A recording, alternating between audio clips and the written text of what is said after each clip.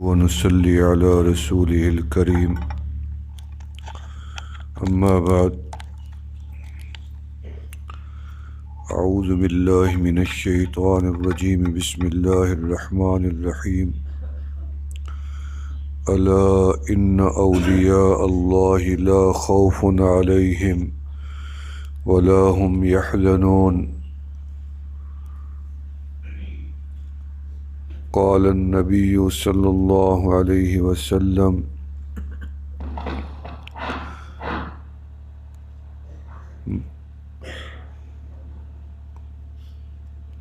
قال من أولياء الله قال إذا رؤوا ذكر الله صدق الله العلي العظيم وصدق رسوله النبي الكريم محترم مکرم علماء کرام اور میرے پیارے عزیزان طلباء کرام، اس ادارے میں جامعہ قاسم العلوم میں اس عاجز کی پہلی حاضری ہے اور آپ سے پہلی ملاقات ہے۔ اللہ تعالیٰ اس کو میری اور آپ کی بخشش کا اور نجات کا ذریعہ بنا دیں، آمین کہہ دیں۔ اللہ نے جہاں قرآن میں انبیاء کا تذکرہ کیا اور ان کی صفات کو بیان فرمایا اور ان کے معجزات کو بیان فرمایا اور ان کے کمالات کو بیان فرمایا اور ان کی امتوں کے احوال کو قرآن میں بتایا اور ان کے اوپر آنے والے امتحانات کو بھی بتایا، آزمائشوں کو بتایا اور ان کے صبر اور استقلال کو بھی بتایا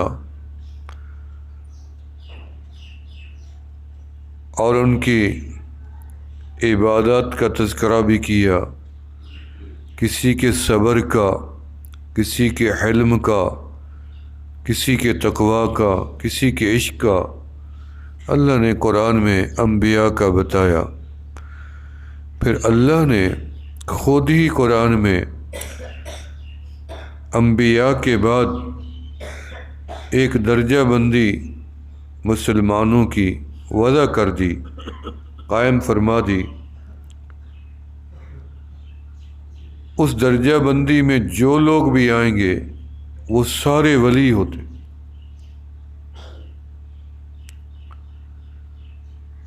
صدیقین ہیں، شہداء ہیں، صالحین ہیں، یا ان کے ساتھ محبت رکھنے والے، یہ سارے اولیاء ہیں۔ اب جو ولی ہوتا ہے وہ صرف یہ ضروری نہیں ہے کہ وہ بال سفید ہوں، جن کو ہم گمان کرتے ہیں کہ بال سفید ہیں یہ لازماً بزرگ ہوگا، یا اس نے وضع قطع بنا رکھی ہے بزرگوں والی تو بزرگ ہوگا، نہیں۔ البتہ اگر کوئی بزرگوں کی نقل اتارے گا تو اللہ اس نقلی کو ایک دن اصلی بنا دیں گے۔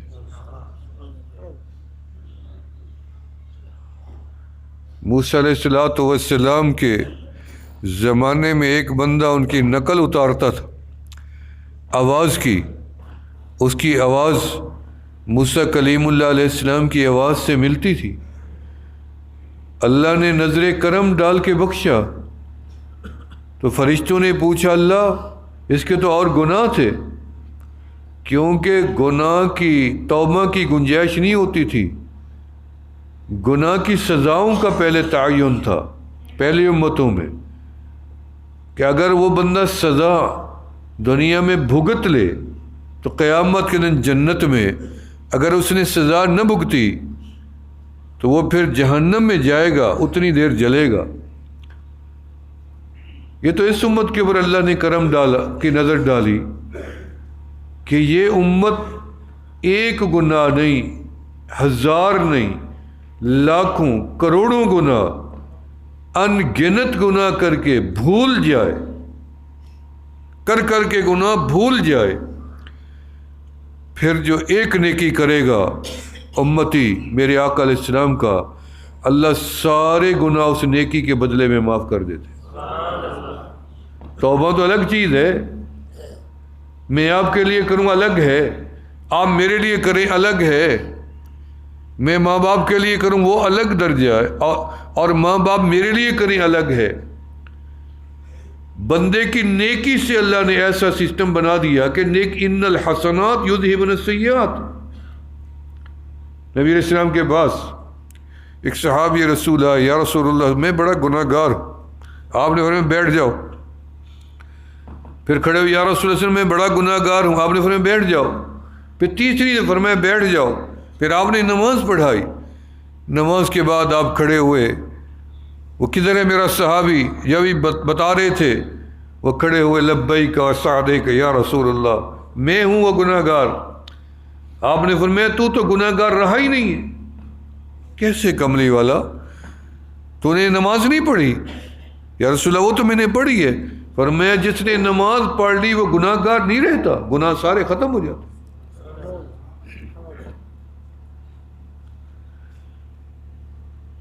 یہ ضروری نہیں ہے کہ آپ پوری رات نفل میں گزاریں، آدھی زندگی تلاوت میں گزاریں، شاید اسی وجہ سے آپ کو اللہ ولی بنا دے یا ولایت مل جائے۔ نہیں، ہم نے ولی ان کو بنتے دیکھا ہے، پڑھا ہے کتابوں میں، جنہوں نے زیادہ نیکیاں نہیں کی لیکن اپنے آپ کو گناہوں سے بچائے رکھا، اللہ نے ان کو مقام ولایت عطا کر دیا۔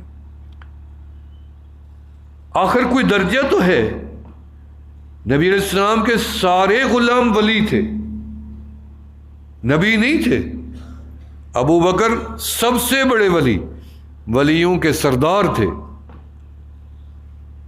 سیدنا عمر، سیدنا عثمان، سیدنا علی رضوان اللہ علیہ اجمعین، 1,24,000 صحابہ، حضرت بلال، سلیمان، صہیب، یہ سب ولی تھے۔ اور ان کی ولایت کا آپ اندازہ یوں لگائیں، ہم کہتے ہیں ہم ولی اس کو مانیں گے جن میں کرامات دیکھیں گے۔ ان کی بظاہر کرامات دنیا نے نہیں دیکھی، کچھ صحابہ کی ظاہر ہوئیں، کچھ کی نہیں ہوئی، لیکن ان کی ولایت میں شک کوئی نہیں ہے، مقام میں شک نہیں ہے۔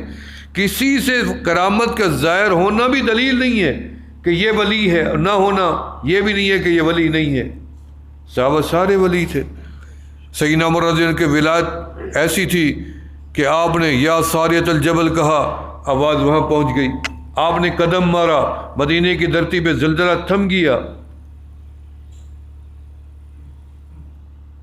سعد بن ابی وقاص رضی اللہ تعالیٰ عنہ جب دریائے فرات کے کنارے پہ گھوڑے پہنچے، آواز دی، کسی نے گھوڑے کی رفتار کو کم نہیں کرنا، سب کے گھوڑے دریائے فرات سے پار نکل گئے۔ یہ سب سے بڑی کرامت علماء لکھتے ہیں سارے صحابہ میں۔